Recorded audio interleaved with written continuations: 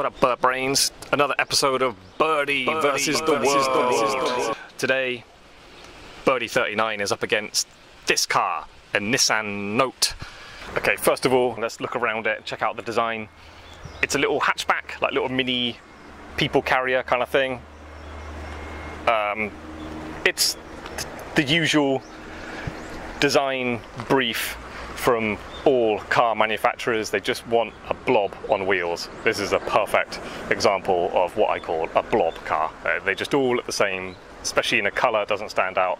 Wow, nothing striking at all. But it is a car for people who don't really care and don't enjoy driving particularly, so they just want something to get around in. So does its job perfectly, so you can't really be hating on it.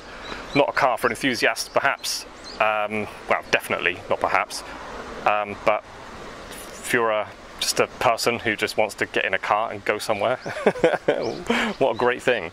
So yeah, design-wise, huge headlights. What's going on there?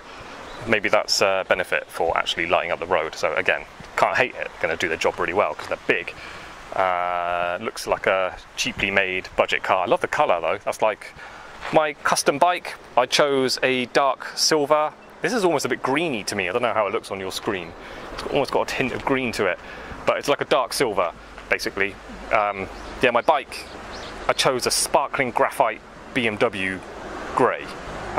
This basically this colour, but this has got a sort of hint of green to it. Maybe it's because it's reflecting all of this green.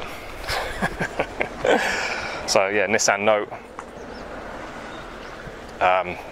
Again, this kind of stuff, like I just see that as they've just got to add some design just to make it not too ridiculously blobby, but essentially it's a blob on wheels, and like just all stuff like these curves, like this crease that runs down the car, is all kind of just form over function. Kind of no need for it, but I don't know, it's just a modern car. I'm never that impressed with them. So, but basically I don't hate it. It's just a car. Can you tell I'm not a car journalist? Let's have a look inside. Yeah, nothing too offensive, really. It's all swoopy and weird. Again, like I just see that as unnecessary design. They're just mucking about with shapes just because they feel like they've got to for some reason. I actually quite like the look of that. That all lays out quite well. I'm not too sure about the shiny plastic effect. If that was matte, it might look a bit nicer in my eyes. This is navigation. It probably does other stuff as well, I don't really know. But yeah, from there up, I kind of like it, but from there down, I don't like this, especially being shiny plastic. I mean, it literally looks like something out of like TK Maxx. Like TK Maxx is like a cheap sort of junk, like t-shirts and just mirrors and just kitchenware and stuff, but all the cheapest quality you get in the UK. So that reminds me of that. The shiny is not doing any favours at all. This is ugly as hell, but to use it, it's actually comfortable and nice. So yeah, just for someone who just wants a bit of ease of using a car, then that's fine. There's an eco button there, I just saw. That probably does something to the economy. I think that might be, when you're stopping in traffic, it's got that auto off thing, which I thought, when I first drove a car, it was actually a van I hired in the UK. That was the first vehicle I had that had that feature, and I thought I'd find it really annoying, but I didn't at all. It was actually quite nice to sort of cut the sound off and just sort of sit in a bit of peace and quiet. Handbrake. I quite like having an old school handbrake. I enjoy using them, but this one's a bit odd because even when it's down, it's still kind of up a little bit, so it feels wrong because it's not laying down flat. But anyway, you get used to that if you have this car. Okay, so getting in the seat. This seat, I really like it. It's kind of narrow, but it's shaped in a way that really hugs your body. Plenty of support, lower back. Yeah, I really like it. I can imagine this being like super comfortable. It's just this feeling. They got it just right. The shape and the sponginess of it feels really nice. So yeah, giving the seats like really top marks. I really like them. Okay, getting in the back. Fine. This is perhaps a little bit short. Like I'm just under 6 foot. Nothing wrong with it, but for a long journey, I don't know. It's quite nice. My legs can go that way. If this is too long, it stops you doing that. I don't have any problems at all. It's harder, it feels harder than the front seat, but I don't know, backseat passengers, they're second-class citizens anyway, stuff them. Continuing the look around the inside, first of all I should mention the key. It's got a keyless entry, or no, it's got keyless go. You need this fob to get in, to unlock it, but yeah, you don't actually need it to start the car. So as long as it's in here, you put your foot on the brake, got your start-stop button here. I like that little display. My old TVR Tamora used to do that. Used to go beep, beep, beep, and then the gauges would go up. It was quite a racy thing. So I enjoyed that. So that reminds me of my old TVR, so I like that. And as for the display, I really like the design of it as well. It's not too overly bright. It's got a kind of nice mix of analog design with like modern abilities with all its like digital gauges and stuff. So yeah, I really like that. I think that's quite a nice thing to look at. A quick mention of the practicality, because this kind of stuff matters on a day-to-day basis. You've got a pocket there, 2 drink holders, the door pockets have got a drink holder as well. You've got electric windows, front and back, windows are tinted. What else? It's got 4 big air vents in front of you. These are quite effective. These are quite a common design on cars, they work really well. Not too bad feeling. Like, I've been in more expensive cars, though they felt a bit worse. Yeah, generally, quality-wise, looks like it's going to last a long time. My main complaint is this cheapy, kind of shiny plastic. If they hadn't used that, I think it would improve this inside much better. But that looks a bit cheap, that looks a bit ugly, but it works fine, it's comfortable to hold. This is all really nice. Steering wheel, nothing offensive about that. I like that. And we've got some buttons here. What's that? Probably some distance collision thing. Traction control, lane assist, mirrors. What the hell that is? Don't know. Probably setting clocks and stuff. Yeah. Oh, we've got a few more little pockets down here. Yeah, very practical for a daily driver. So under the bonnet, I'm sure most owners of these cars will never venture in here. It's vibrating quite a lot, I'll give it that. Can't really tell you much about it. I have got some screenshots on my iPad, I'll double check, but I think these cars were like 1.2, 1.6. The Japan versions, there was a supercharged one, there's a 4-wheel drive one. A big ass battery, that looks good. Can't really say much about it, apart from it's 3 cylinders. I don't know what the engine size of it. Looks pretty small. The thing about Japan is no one drops litter. There's no litter anywhere, except for when no one's looking in little secluded areas. They chuck out all their litter, especially their unwanted pornography. Classic Japan. She don't look very old. Shit. Japan, behave yourself. Okay, so I want to go for a drive, but before I do, let's just point out the visibility or lack thereof. Look at it. Why is there so much bodywork in the corner? I want to be able to see out there. Surely car manufacturers should consider visibility as an important thing to do with safety. Like, I know they make like all these corners, all the A, B, C pillars are really, really strong in case the car rolls over, just structural rigidity. But how about let's actually be able to see where we're going and what's going on around us, and then maybe we will avoid a situation where we're all crashing into each other and rolling each other's cars over in the first place. Right, so anyway, let's go for a drive. Okay, hot one today. Reverse. Beeping. All Japanese cars seem to do that. Although my Bluebird doesn't. Old school manual cars don't beep. That's what we like, cars that don't beep. Okay, reversing.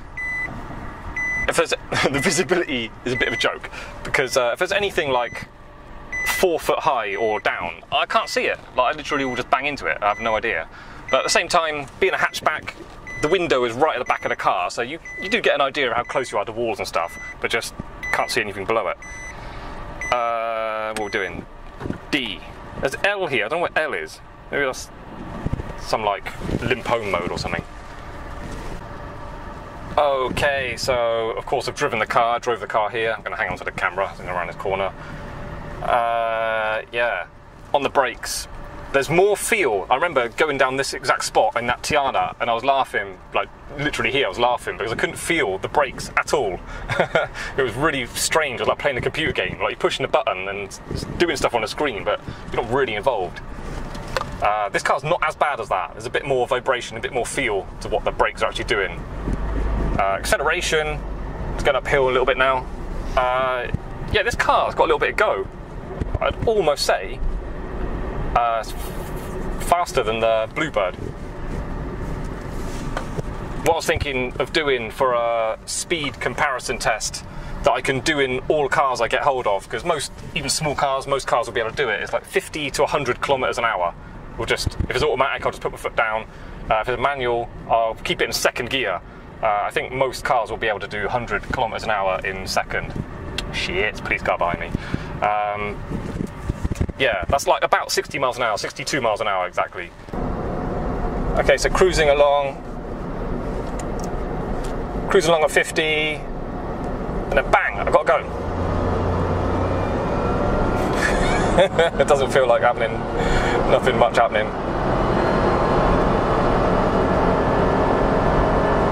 Alright, made it.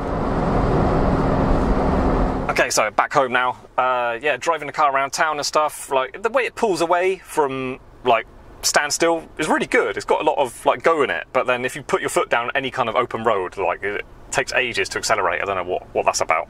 It's a bit like a turbo diesel, the way they've got all their acceleration up to like 2000 RPM, and after that nothing. That's what this feels like.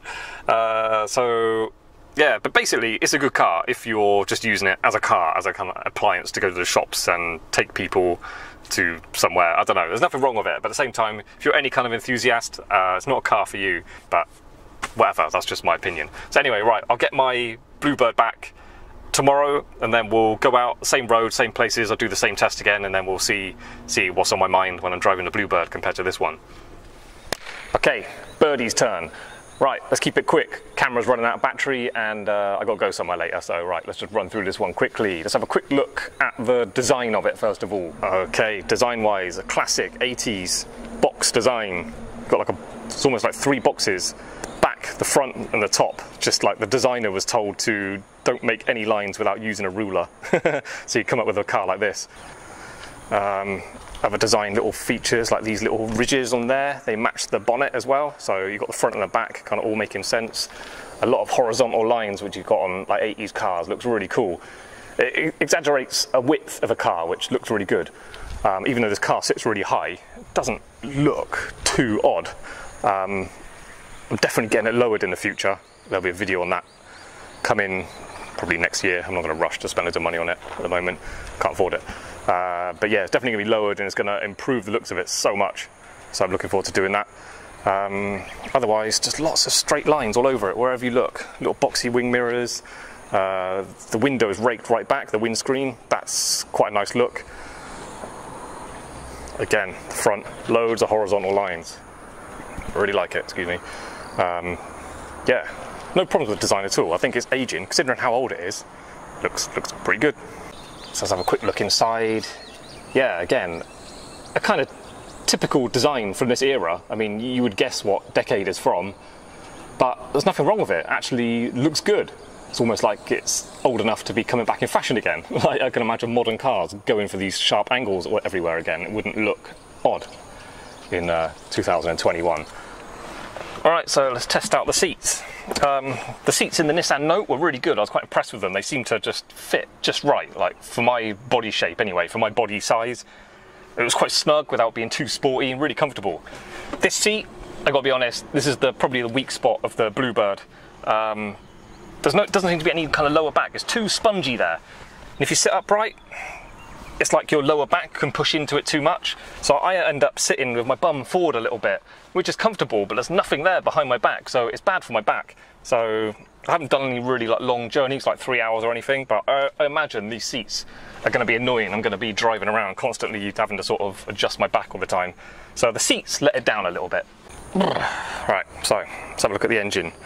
1.6, not huge, loads of space around it. Nothing high-tech here at all. I've got to change that air filter, that fuel filter looks filthy. I don't think it's ever been changed. So I literally bought the same one. I'm going to be doing a video on that soon. Yeah, nothing much really to report, just compared to the modern cars, they show you everything. Right, boot space. It's big, it's proper big. Yes, I pulled that down because I was, one of my speakers not working, so I plugged in a small one and put it at the front. So anyway, yeah, that's why I pulled that down, nothing broken. Yeah, boot space is very big. You could put loads of things in here, like more than you need for a weekend away. So no problems there. All right, so let's go somewhere. starter motor's sticking a bit. Yeah, so I took my wife, my 2 kids, and my wife's mum. We all went out to a restaurant together. We thought it'd be funny to go in this car. Usually take my wife's car, and they're just laughing at the manual gear stick. They're laughing at the window winders. They're laughing at the aircon. You push it, it takes like 70% of the power out of the engine. It's like a opposite to a nitrous button, the aircon button. It's like nearly stalling. Yeah, they're just laughing at everything, but I just see that it just makes people happy, this car. You get in like a cool new Lexus or something, everyone's just going to be all like full of ego, thinking like, oh, I hope someone sees me looking all rich and stuff. But you get in an old funny car like this, it just makes you happy. You smile, everything's just good. So yeah, driving. Yeah, steering is heavy, especially slow maneuvers, but it's not like causes a problem. Cars with low power steering, you can feel more what's going on. So yeah, up the same roads, I drove the Nissan in. I mean, compared to that Nissan, in a straight line, you can feel there's more air in the tyres, much more of a nice ride quality. Completely lost. And what is that? There's a crab on the road. It's an emergency stop for a crab. What the hell? Ah. Okay, hang on. I've got to hold on to the camera. Go to first. Let's go around this corner. This is the corner where I always laugh at the cars with no steering feel. You can feel this one, Jesus. Heavy steering, but you can feel vibration, you can feel what you're turning is, you're literally moving the wheels, so it's nice to work on.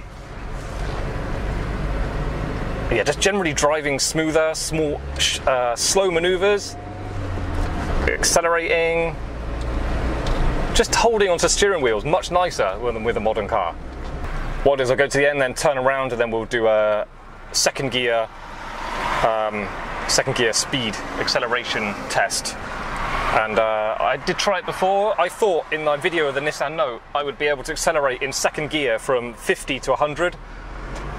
You can, this car will get to 100 in second, but you can feel the power already dropping off. It's right at the top of the rev range. So I am gonna have to change gear, unfortunately, to get to 100. Which robs me of a bit of time, but it'd be interesting to see what the time is. But I've tried it before, but I didn't time it. Okay, I'm in the tunnel. It's not ideal, but fuck it. Let's try it. So 50, bang.